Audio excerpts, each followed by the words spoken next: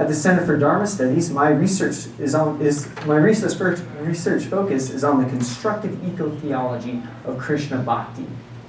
That is to say, understanding who Krishna is for us today, in contemporary times, and how Krishna consciousness can address our current ecological needs. Today, all religions are in need of contemporary interpretations because of the novelty and scope of our current environmental crisis. I believe it's the duty, the dharma of spiritual paths to restrict humanity's incursions against the natural world, which is, after all, God's beloved creation. And I also seek to show how the revelations of Krishna Bhakti are uniquely suited to that task. There are a variety of ways that Krishna Bhakti celebrates all aspects of life, both spiritually and worldly. We might see Krishna Bhakti as unique because in addition to providing an intellectually based environmental ethic, it can also provide us with an emotional and spiritual connection to conservation. As Bhaktas, we seek to do only actions that are pleasing to Krishna. It follows then that we must seek to help all beings who are part and parcel of the Lord. This ethos is so important that it's enshrined in our Mangala Chavdana prayer. Vanchakalpatarubhyascha, Kritpasindubhyaevacha, Patitanam Pavanebhyo, Vaishnavebhyo Namo Namaha. Here in this verse, devotees are lauded because they're like Pavana, that is to say, like the wind that purifies all beings who are born into samsara. With their Kripa Sindhu, with their ocean-like compassion, and their Vanchakalpataru, tree-like desire to help others. This desire to serve both Krishna and other beings comes directly from understanding ourselves as servants to Krishna, who is the divine enjoyer of all of our spiritual actions, Uttaram Yanyas Tapasam, and a friend of all creation, Suhridam Sarva Bhutanam. This is by Bhagavad Gita 5:29. The metaphor of the Vanchakalpatarubhyascha verse is a naturalistic one, and by implication, we are aspiring as Vaishnavas to be compassionate and caring to the natural world, like the natural world is to us. So it makes sense that we should reciprocate the spirit of service back to nature, especially since nature, as a network of embodied beings, is dear to Krishna. In multiple ways, the Bhagavad Gita speaks of how our status as servants to the divine obligates us to act for the benefit of Krishna's worldly creation. We're even given a term, loka samgraha, that could rightfully mean environmental protection. This is by Bhagavad Gita 3:25. In this verse, the vidvans, the wise ones, should act in such a way that is asaktaha, that is to say, unattached to selfish pursuits. We might understand this today as modern consumerism. These vidvans, these wise ones, act with the desire to sustain the world, loka samgraha. Here the Bhagavad Gita term, loka samgraha, sustaining or protecting the world, must be taken in the modern age to imply environmental conservation. As I stated before, Krishna Bhakti posits what we might understand as an emotional environmentalism. As a Krishna Bhakta, I believe that ultimately the purpose of life is to find our way back to Krishna by intensifying and cultivating devotional love. Krishna desperately, Dharvada, wants us to act in a loving relationship to him. Ishtosi me dardam iti, by Bhagavad Gita 1864. And he wants us to realize his promise that we, and by extension all creatures, are his beloveds. Pratijane priyosime, 1865. And because Krishna loves this world and all souls, suhridam sarva bhutanam, embodied as humans or otherwise, we're instructed to love all beings, sarva bhutahi te rataha, in our effort to return to Godhead. Mame vaishasi satyante. This goes beyond a philosophical requirement or a logical assent and implies engaging our emotions. If humanity is to act, then like the Bhakta, humanity will act from the heart more than from the mind. Change requires change of heart. That's how we behave individually, it's how we behave collectively. We found this in the evolvement strategies of the environmental and animal rights movements. Emotion impels us. Therefore, strategically speaking at least, ecological protection carries an emotional mandate And conservation requires respect, even love, for ecology, or by our terms as devotees, the love for the world of embodied souls in relationship to our loving God. To construct this type of eco-theology a little more specifically by Bheda Bheda Tattva, we love the interconnectedness of life is the very manifestation of Krishna Shaktis. But the qualified separation of our Vedantic position allows the bhaktas to cultivate our love and emotional connection not only to the divine ecosystem, but also to love each and every individuated being within that system. This understanding not only sacralizes the body of ourselves, others, and ecosystems, but also intensifies our emotional connection to them. Humanity will protect that which we love. And Krishna Bhakti provides us a path to cultivate that love. Radhanath Swami Maharaj quotes Mother Teresa of Calcutta in his book, who says, "The greatest problem in the world is hunger. Not hunger of the stomach, but hunger of the heart. And it's the heart that must be fed if we are to protect the natural world." However, for those amongst us who are more swayed by the mind than the heart, the Vedantic position of Krishna Bhakti lends itself nicely to the construction of an environmental ethic based on respecting the rights of the natural world, based on the qualified individuality of the diverse beings. If you think about it, the relationship between the ecosystems, species, and individual creatures is one of Bheda Bheda Tattva.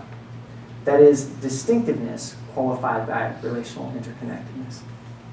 More succinctly, a creature is both individuated from Bheda and non-separated from ha-Bheda, their ecosystem. This is a sort of achintya tattva, paradoxical relationship.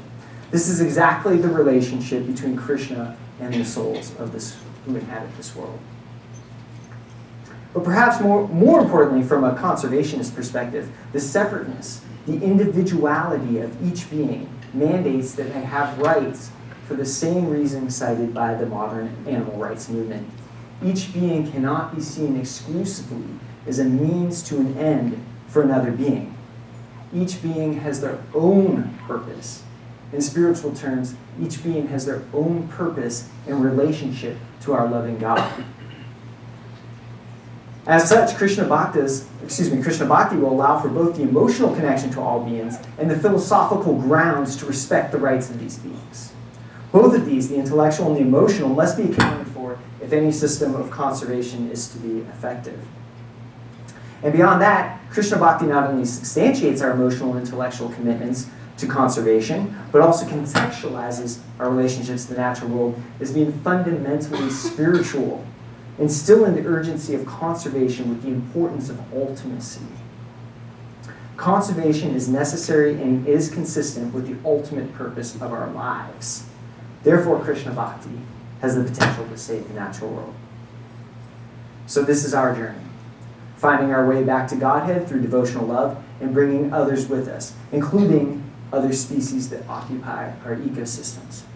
For the Gita in 1868-69 tells us emphatically, Ya idam paramam guhyam mad bhakteshva vidasyanti bhakti mayi param kartva man me vaishyatya asamshaya nacha tasmat manusheshu kaschin me priyakartama bhavitana chame tasmat anyaha priyatavo bhuvi.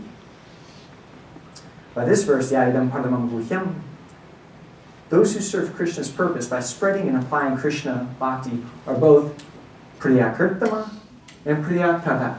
That means they are the most beloved by Krishna. By this revelation, compassionate action is mandated if we are to properly realize our loving relationship with God. Therefore, environmental activism is devotional cultivation, perhaps as essential as other forms of devotional activities.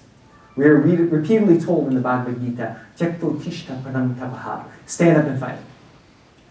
Now the Dharma Kshetra on which we strive includes the protection of the natural world. But we need to work together and we need the help of others. Bhagavad Gita 4.34 also tells us, Tadvidi pranipatena pariprashnena sevaya upadakshanti te gnanam yaninas tattvadarishana.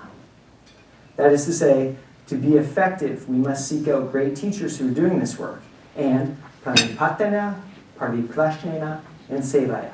That is to say, learn from them and help them in their efforts.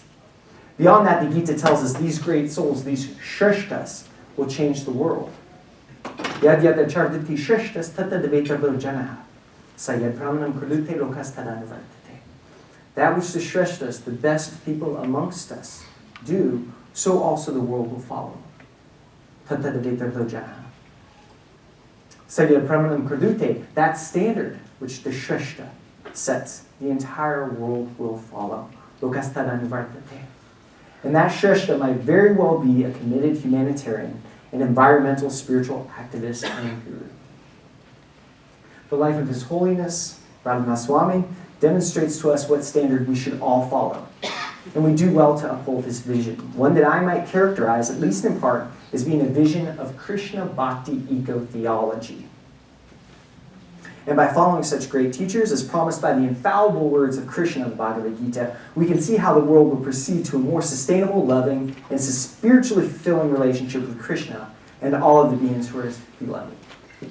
Thank you, and Hare Krishna.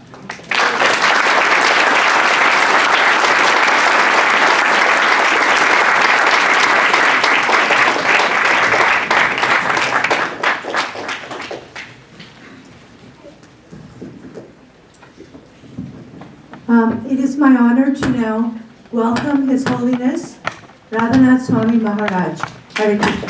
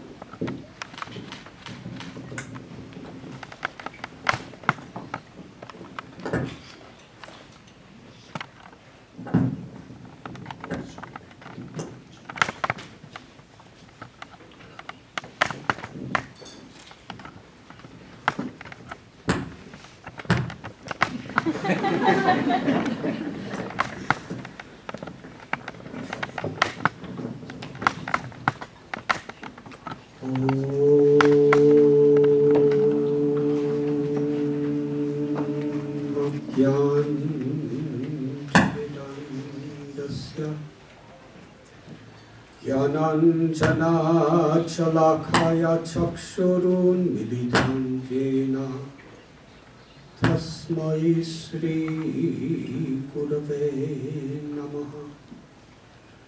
Nama Om Vishnu Padaya Krishna Prestaya Bhutale Srimate Bhakti Vedanta Swami Nityanami.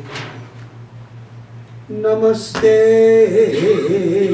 Saraswati Deve Gauravani Pracharine Nirvishesha Sunyavadi Paschatya Deshatarine Vanchakalpatarubhyascha Kripa Sindhubhya Evacha Patithanam Pavanebhyo Vaishnavebhyo Namo Namah. Sri Krishna Chaitanya Prabhu Nityananda Sri Advaita Gadadhara Shivasati Gaur Bhaktavrinda. Hare Krishna Krishna Krishna Hare Hare Hare Rama Rama Rama Hare Hare.